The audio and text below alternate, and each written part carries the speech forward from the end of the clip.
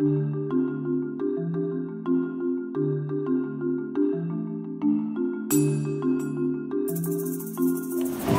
I'm a naturopathic doctor. I did my training in Portland, Oregon, went to a 4-year naturopathic medical school. And I've been in San Diego for about 2 years and still in the area. I practice up in Encinitas. And I have cards and also just some promotional stuff. So come up and say hi after. You're welcome to take one. So thyroid and fertility from naturopathic perspective, anything with naturopathic medicine is looking at the whole person. You know, it's looking at beyond just symptoms, what's the root cause? So every time I'm sitting down with the patient and I spend an hour with them and go over every symptom they have, I have them fill out what I kind of call the autobiography. They fill out like 15 to 20 pages of intake. And I really want to know every single detail about their health history. You know, and it gives me lots of information. And I'll do all kinds of lab testing. You know, I'll go into a little bit more of how I do that, but I like to really get to the root cause, you know, so that's really my goal, is to find out what's happening at the causal level, because if you address that, then oftentimes they really get well, they heal. You know, they don't have to really be on therapy forever. So that's really my goal. So this is what I'm going to go over, is just the physiology of thyroid, the thyroid and fertility link, because it's very, very clear. Also go into a little bit of the thyroid web, so it's more than just thyroid, you know, it's a whole body perspective. The thyroid physiology affects the gut, it affects the endocrine system, you know, whether it's ovaries, it affects your immune system. It's all connected. It's, you tug on one side of the web, everything gets affected, so really to do a whole body approach. Also, I'm going to go into the autoimmune link. Thyroid is oftentimes, they'll use low thyroid function. So anything tonight I'm talking about is hypothyroid, which is low thyroid function. And 90% of the time it's autoimmune. So if you're just treating it based on just labs or just, you know, providing replacement for it, oftentimes you're forgetting that it's really not a thyroid condition, it's an immune system, you know, abnormality. And then I'm going to go into just the connection between thyroid and gluten, so thyroid imbalance and gluten sensitivity. Go into some lab assessment, what I like to see for assessing thyroid function, and then some naturopathic treatments. So this is how the thyroid works. You have the hypothalamus in the brain, which secretes TRH, to the pituitary, which secretes TSH, and then the thyroid gland produces T4 and T3. Now, the thyroid produces mostly T4, which gets converted into T3, which is the usable active form of thyroid hormone. So they're a negative feedback loop. They go back and tell the other ones to, you know, chill out, don't work so hard, you have enough hormone. And it controls everything in the body, whether it's, you know, your heart function, your metabolic rate, your, you know, feeling hot and cold. It controls, you know, your digestion, your mental function. Literally every single body process is going to be affected by thyroid hormones, so it's really important. And of course, fertility is huge too, so it's definitely a clear link.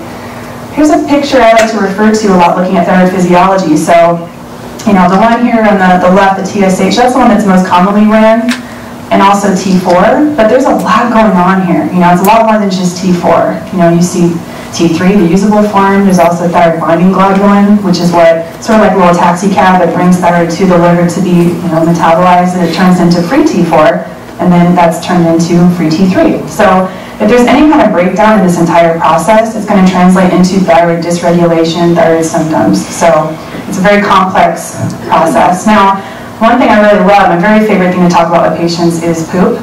I love talking about digestive function. I talk a lot about it with patients in the first visit, because it's so important. It tells you so much about your health. And here, part of your thyroid hormone is actually processed in the gut, and it's converted. So if you have abnormal gut flora, it's going to affect the healthy hormone balance for thyroid too. So we work a lot on optimizing gut flora, and that oftentimes translates into healthy thyroid function. So here are some signs and symptoms of low thyroid. So constipation, because again, it's working on gut motility. Heavier periods, because it affects all, you know, the different hormones. I can talk a little bit about that later. Weight gain, decrease in appetite, lethargy, depression, so brain fog and just kind of feeling really blue is another thing you see a lot. Mental sluggishness, just feel really out of it. Fatigue, dry skin, so just always having to just lather on lots of lotion. Cold hands and feet, frequent colds and flus. Having a puffy face in the morning, that's something I just found a lot with patients. Hair loss, always like having to pull hair off their clothes, you know, they're in the shower and they're always having to, you know, they notice that happen a lot. And also orange tinted skin, this is something interesting we see a lot too. And the main reason for that is because if they have hypothyroidism, they're not able to convert beta carotene into vitamin A. And so they get an elevated level of beta carotene in their blood, and then they end up looking kind of an orangey tint. And I used to have that too when I had a thyroid issue. I was orange all the time. So These symptoms here on the right, this is more associated with if there's an autoimmune component to thyroid, because they can have surges of thyroid hormone because of the destruction of their thyroid. So they can have low thyroid symptoms in addition to elevated thyroid symptoms, because when it's destructed, it actually releases a lot of thyroid hormone. So it can look like hyperthyroid, but it's actually an autoimmune process, so having hot flashes and tremors, anxiety, and then a fast heart rate. So as you can see, it can be all kinds of symptoms, you know. So just some facts and stats about thyroid. 40% of Americans suffer from hypothyroidism. Most commonly, it's autoimmune in nature. And sorry, some of these slides got condensed. I think it was like a converter thing. Suboptimal thyroid levels are associated with cancer, so it's important to really get it optimized because it does leave you more at risk for certain diseases. Also, it's more common in women and elderly. You're more at increased risk for osteoporosis, heart disease, and neurodegeneration, so things like Alzheimer's. And then a lot of things can affect thyroid, so medications, for example, just general inflammation, hormone imbalances, autoimmunity, it's just a lot of different things that can affect that. So the thyroid and the fertility link, you know, women who tend to have low thyroid function, they tend to have problems with ovulation. So it's a couple different things. One, they have what's called a luteal phase defect, where the length in the second part of their cycle is oftentimes a little too short. And so the first phase, you know, it's the follicular phase, and then ovulation happens, and then it's luteal phase. Well, oftentimes women with fertility or thyroid problems can have a short luteal phase. There's not enough time for them to develop the lining of the uterus in order to implant an embryo. And so they tend to have heavier periods because they're just shutting that down. So the ovulation is one thing, and then also too, if they do get pregnant, they oftentimes will have a miscarriage because they don't have enough progesterone. So progesterone and thyroid work on the same receptors, and so if there's low thyroid, there's probably going to be low progesterone too. And if they have low progesterone, oftentimes just low thyroid, so it's kind of a cycle. Also too, if they do end up getting pregnant and they stay pregnant, they're more at risk for preterm delivery. So having low birth weight and more risk to the baby. And then if they do get pregnant, stay pregnant, have the baby, then they also find too that the babies who are born, they're more at risk to have a lower IQ once they're older. You know, once 7 to 9 years old, that was a real cool study that was done. So, and those are specific for Hashimoto's thyroiditis, which is the majority of hypothyroid cases. So it's pretty clear. You know, there's a lot of research looking at that. I'd be happy to providing studies if you guys are really into the research and really see all the, you know, the citations. I'd be happy to provide that. So. The thyroid is a complex web, like I said. You know, it affects every single body system, like the gut, like I mentioned, hormones, immune system. It's a whole body thing. And there's an environmental link, too. We know that the thyroid is like a sponge. It sucks up toxins more than anything we've really seen in the body besides liver. We know that, you know, and I'll get into this a little bit more later, the specifics of that. So my favorite thing, like I said, is working on gut. I love optimizing gut flora. I love to really dampen inflammation in the gut because it really affects everything. And also just, I do a lot of stool tests with patients too. They oftentimes have parasites, bacteria, fungus. Even if there's no digestive symptoms, I see it all the time. I think I've had one normal stool test so far. So, you know, really helping to work on that and really optimize that will translate to everything working better. And so the thyroid's just a nice side effect that gets helped as well. For a lot of patients who have thyroid issues, the root cause is adrenals. Adrenal glands, I'm sure you guys learn all about this, 2 little glands that sit on top of your kidneys. They're really small, but they have a huge job in the body. They provide a lot of hormones, one of which is cortisol, and that's our fight or flight hormone. That really gives us energy to get up in the morning, to have a lot of energy, and it is low at night, so we rest and go to sleep. So we see a lot of dysregulation in this whole pattern for patients where it's really low in the morning. They're always pressing the snooze button over and over. They're tired. They have to have some coffee to get going. They finally get going. They feel good, you know, and then they have that low in the afternoon where they just crash. You're like, crap, I'm so tired. And sometimes they have to do more coffee. And then at night, they're awake, and then they get their second wind, and they got all kinds of work done. You know, it's so common. I even fall into this sometimes too, and I realize it's adrenals happening. Well, whenever you have spikes in cortisol, that actually affects thyroid hormone. So T4, the hormone that the thyroid produces, when it turns into T3, that pathway gets inhibited when you have cortisol spikes. So they all go hand in hand. You've got to work on this issue. And oftentimes it's just stress for the body, you know, like whether it's emotional stress or, you know, food sensitivities or, relationship, breakup, or anything that you see as stress is going to affect this system. So that's oftentimes the root cause, is really getting to the stress picture. Hormones too, so those really have to be optimized for normal thyroid function. So one of which, of course, is progesterone, like we mentioned, but testosterone too. So this is often elevated in the women with PCOS, which is polycystic ovarian syndrome. And women with PCOS are a lot more likely to have thyroid issues. So that we see a lot too. And that's all about really working on the insulin sensitivity and working on their blood sugar balance. That's often the root cause for them. So thyroid in the environment, we know that these are the ones that are actually shown in the research to lower thyroid function. So pesticides, one in particular is perchlorates. That throws off iodine balance, which is essential for thyroid function. Xenoestrogens, these are different chemicals in the environment that can throw off your own estrogen activity, and those we've also found to affect thyroid. Radiation, so just lots of x-rays or even just being near any radiation exposure. Tobacco is one too, so tobacco has a chemical called thiocyanate, and that can disrupt iodine balance. And then alcohol, so alcohol is a known depleter of B vitamins, and B6 is required to have normal iodine levels and to make that into usable thyroid hormone.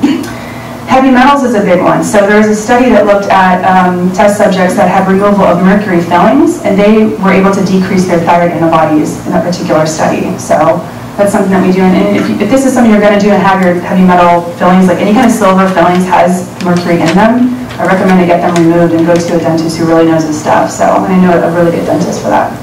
And then halides. So if you guys have taken chemistry class, remember back to the periodic table of elements, there's those different columns, and the halides is the same column that has iodine.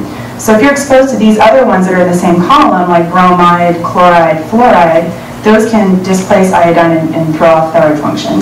So, and San Diego has fluoridated water, by the way, so that's a possible issue. So getting into thyroid and autoimmunity, it's estimated that 80 to 90% of all hypothyroid patients have an autoimmune process of the thyroid occurring. So this is not a thyroid issue, this is an autoimmune issue. It's a whole body immune dysregulation. So if they have one autoimmune disease, if they have Hashimoto's, they're more at risk to have other autoimmune diseases too. So you have to do a whole body approach with them. And so patients with Hashimoto's are more likely to have a miscarriage, like I said, but if they're less likely if their hormones are optimized. So it's not like it's a death sentence, it's not like you can never have kids, you just have to get it regulated. Like I said, they're more at risk for preterm labor and also lower IQ children. So thyroid and gluten exposure. So gluten is a protein that's found in wheat, it's found in barley, rye, oats, and spelt. And there are several studies that link Hashimoto's to gluten sensitivity and to celiac disease, even when there's no symptoms. And in my experience, it's really rare to find a patient with Hashimoto's who doesn't have some degree of gluten sensitivity or even full-blown celiac disease. So any patient who has any thyroid issue, I always test them for celiac or for gluten sensitivity. And vice versa, if they have celiac, I'll test them for Hashimoto's. And if that's the case, it's 100% gluten-free diet is strongly recommended for them. And in some cases, let's say they exhibit gluten sensitivity, well, of course, when people go gluten-free, they go nuts on quinoa, they go crazy on rice, they go corn, they have all these foods, but there can be a cross-reaction type of process happening where your body responds to those foods as well as if it was gluten. So it's important to even do some testing and see if that's the case for them. A study, there's 100 patients with autoimmune thyroid disease, and after 6 months on a gluten-free diet, their thyroid markers return to normal. So it's very effective to go gluten-free. However, their antibodies didn't go down. So it means that they still have this process happening, but their thyroid levels are normal, and that really increases fertility for them. So I love talking about diet. These are some common thyroid offenders. Coffee, as much as I love it, it actually does affect thyroid hormone. These are cruciferous vegetables here on the top right. So those are known goitrogens. They can interfere with thyroid activity. That's when they're raw. So if you cook them or more than a light steam, it probably will inactivate them. Soy is another known one. I have thyroid issues myself, and I was going nuts on soy for a long, long time until some lady at Costco just happened to tell me. I was like, thank you for telling me that. My doctor never told me that. So it really does interfere. And then gluten on the left. So for functional, how am I doing on time? I'm trying to hurry. Maybe like 5 minutes. 5 minutes? Okay. So for functional testing, I test a lot more than TSH. Like I said, with that whole pathway here, I test every single part of this entire pathway. I test TSH, It tests T3, T4, free T3, free T4, and antibodies. Because 80 to 90% is Hashimoto's, I always test antibodies.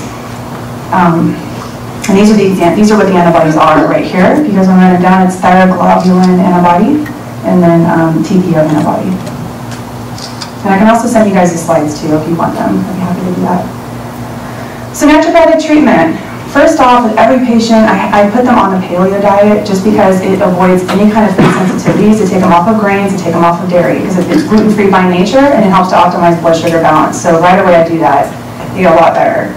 Exercise, of course, to increase, to help with insulin sensitivity. We do recommend exercise. Lifestyle, so just things to reduce stress for you, and definitely acupuncture is one of them. I absolutely love acupuncture. And then detox. Detox is huge. I do that right off the bat, and I'll show a cool little before and after for you.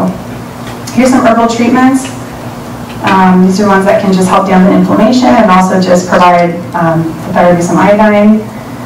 And I do prescribe natural thyroid hormone if I need to, so I'll prescribe Thyroid, and then if there is an autoimmune issue, I'll often do compounded thyroid.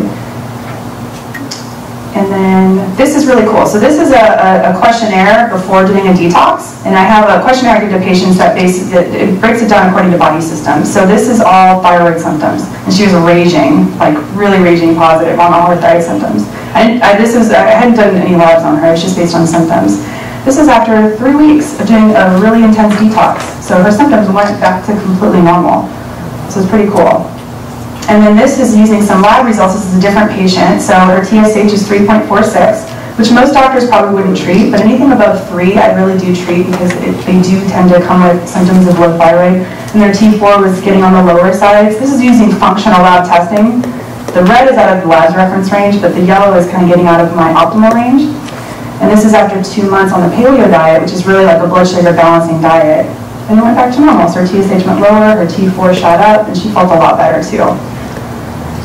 So I'm just going to run through really quickly. I love talking about nutrition. These are just some really great foods for thyroid health. First off is Brazil nuts.